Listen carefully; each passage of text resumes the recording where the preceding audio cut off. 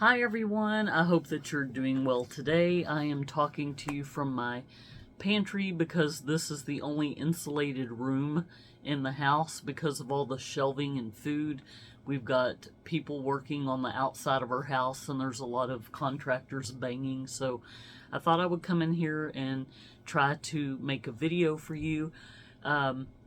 Corey and I are working on a hurricane preparedness video that will get out hopefully this weekend, maybe if time allows. But I kind of wanted to talk to you about something related but a little different. We are right at the 6-year anniversary since Hurricane Harvey, which hit our town and wiped out half the town, the homes, the businesses, the schools, the grocery stores. It was just a big mess. We finally rebuilt over time, but as someone who is into preparedness, we can't control the weather. All we can do is control how we adapt to certain situations. It's impossible to plan for every scenario out there, and nor do many of us have the budgets to plan for every scenario. But the best we can do is just try to prepare, try to control how we react to situations. And, you know, if you live in a certain part of the country that's maybe more prone to wildfires, or you live in an area that's near a volcano that could be erupting at any second, or you live in Tornado Alley, whatever the case may be, we live on the coast, so we are prone to having hurricanes. So that's what we focus a lot of our attention on. But today I wanted to talk to you about having pantry ready meals to be able to make should you lose power or should you need to bug out of your house because of either flooding or fires, whatever the case may be. So I bought this book, I don't know, maybe last Black Friday. I'm not sure. And honestly, this is embarrassing to admit, but I haven't even looked at it. I bought a bunch of preparedness books that I just set over in the corner for a rainy day, which, by the way, we haven't had a rainy day in a long time. But nonetheless, I haven't had a chance to read my books, so I need to do that. But what I'm going to do is, while I'm in here, I am going to assemble some ready-to-go meals, and these can be used for a couple different reasons. Let's say you lose power and you can't just stumble around your pantry and put together ingredients to make a meal for your family. It would be nice to be able to just grab one of these that has all the ingredients in it ready to go. Or like, we live in an area where when it rains real heavily, our street floods, and there's people that literally can't pass our street, and a lot of times we've had people park in front of our house waiting for the water to recede, and they've been there several hours. So let's say you can't get back home and you've got your school-age children that are at home and you're not going to be there in time for dinner. You can go have them pull out one of these bags with all the ingredients and a little cue card that says the instructions, and I just think that that would be a lot easier on children. So just something to consider. Now, let's go ahead and I'm going to put together some of my favorite meals and kind of give you an example. One thing I forgot to mention, I will be showing you some meals that are ready to eat without heating, and then I'm also going to show you ones that do require heating. For example, we have a gas stove, so if we lose power, we can still cook on our stovetop, or if you have one of those jet boils that's for camping, that's an option. Or if you have like a small generator where you can plug in a skillet or some kind of battery where you can use something to heat up your food. So that's I wanted to make that clear, that I'll show you two different examples of meals that are ready to go. Either ready to open and eat, probably won't taste the best if you can't heat it up, but if you need to put it in a bug out bag, or you just have no electricity, no gas, nothing, and you need to feed your family, but then what I'm about to show you is going to be things that you can heat on a stovetop. So, oh, one thing that is going to be your absolute best friend, most of these packaged meals, pastas, things like that, they do require 2 ingredients, one being a milk, one being a butter. So I want to show you a couple of shelf-stable milk and butter options. And worst case scenario, because there's been times where I've made something and I left an ingredient out and it really didn't make that big of a difference. So I wouldn't sweat it if you don't have those things. But some butter examples of things that you can put in your pantry. Hunker'n Farms has a powdered butter. So if you're making these Ziploc bags that have prepared meals in them, you can go to the dollar store and get those little salad dressing containers and just put a little bit of powdered butter, or let me show you, powdered milk in there, and then you have a complete meal.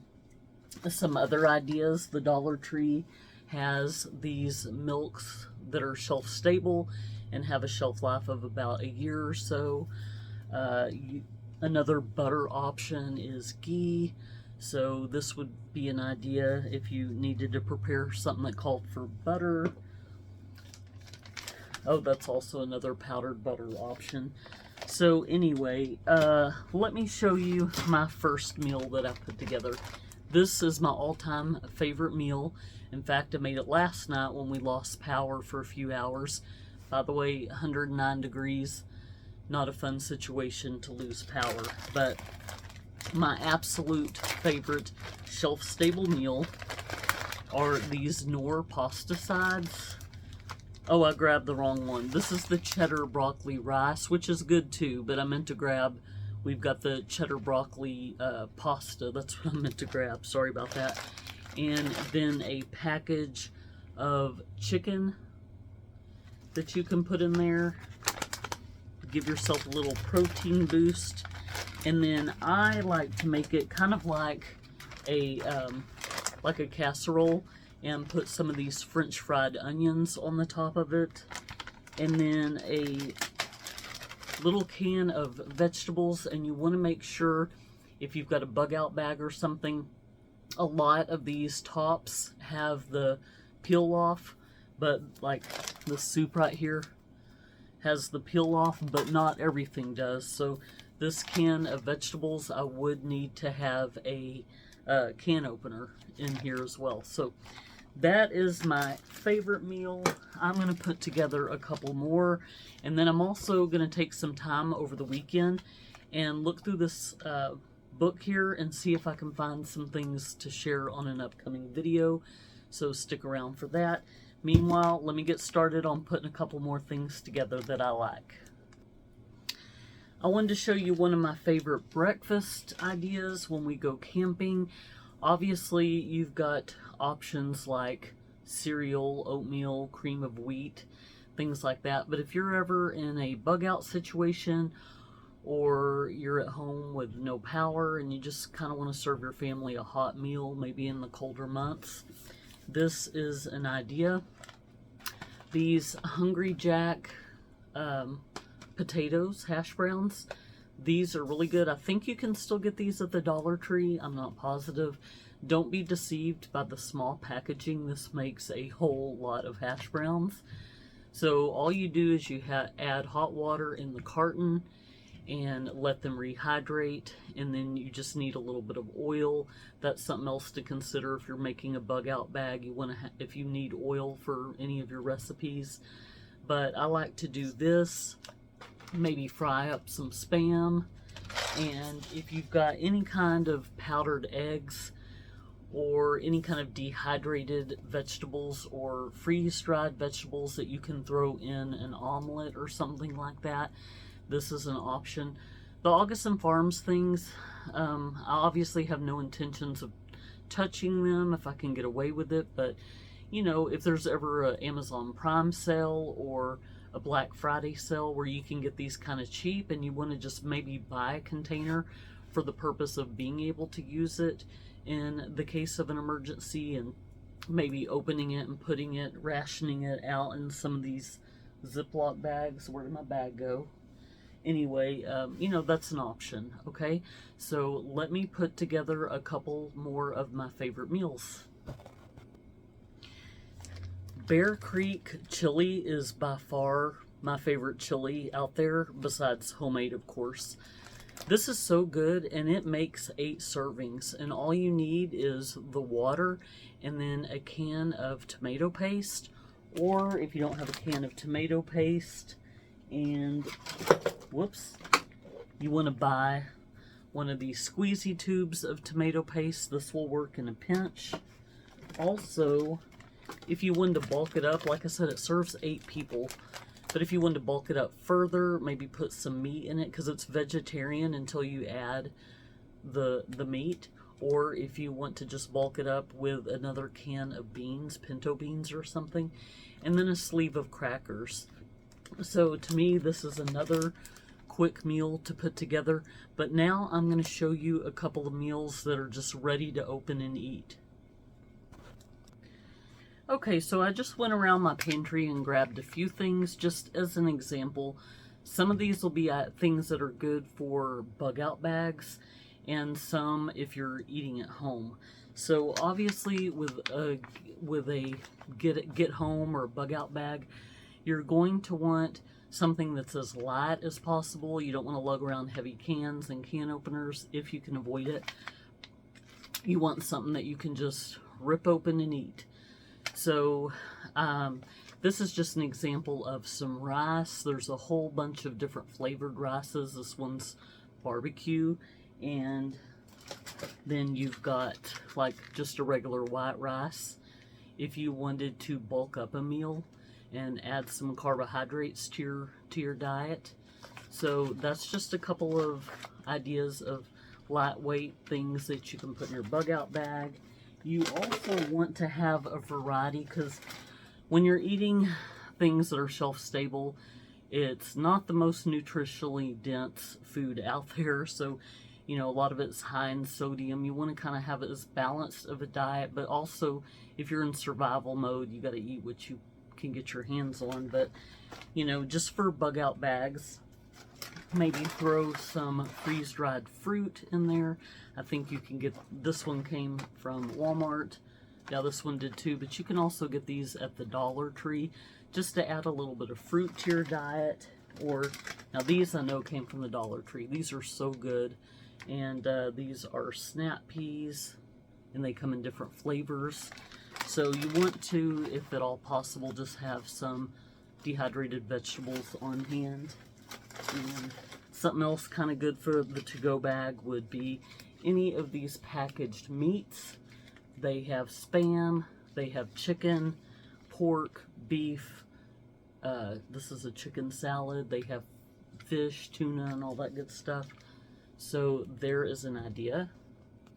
I have not tried these yet, but they look pretty good. I can't remember what dollar store I got them at.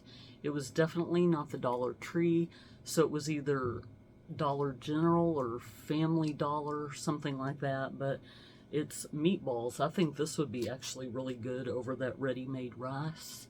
So that is an idea. And then for meals at home, things that you can just open up and eat. Corey does not like these. I love canned tamales. So I usually make a casserole out of these, or I put them in a soup. I make a really good tamale soup where I put enchilada sauce and green chilies and onions. So good. In fact, I think I have a video on my my tamale soup. So that is an idea. And this is the Hormel chicken chili, white chili. This is pretty good, but one thing you might want to put in a bug out bag or in your Ziploc bags is some seasonings. Some of these need to be doctored up just a little bit, so, but other than that, add some seasonings to this and it's pretty good. And this is something else you can bulk up as well. You can make a soup out of this, put some beans, maybe open a can of diced tomatoes. So this is real good. And then we've got, I think these came from the Dollar Tree, but you got deviled ham and then like a chicken salad. So that's an idea. Obviously, soups are great. These can be your best friend for recipes, the cream of whatever soups. But the Progressos, I know that a lot of times these already have the water added, so you can just open it and eat it. And then Dollar Tree also has these tuna kits that are ready to go. They include the spoon, the crackers, and then you've got these kind of ready-made meals. This is garbanzo beans, but I've got some Indian dishes and Thai dishes that have different barley and different things like that in there, and they're already cooked, vacuum sealed, ready to just open and eat. So I know this was kind of a rushed video, but I just thought I would bring this to you because it's been on my mind. I know that you've got Canada wildfires, you got Maui wildfires, and we just never know at any given moment if we're going to need to leave our house or hunker down in our house. But you want to be prepared. Don't be scared, be prepared. We can't control the weather, but we can control how we react to the weather. And it's really, really important that we stay calm so that our family also remains calm and they don't feed off any negative energy of ours. The world's a crazy place out there. I'm not going to be one of those people that says the sky is falling, the sky is falling. But, you know, anybody with half a brain cell knows that this world is getting crazy. So just be prepared, and I hope y'all have a blessed day. I'll see you next time. Bye, guys.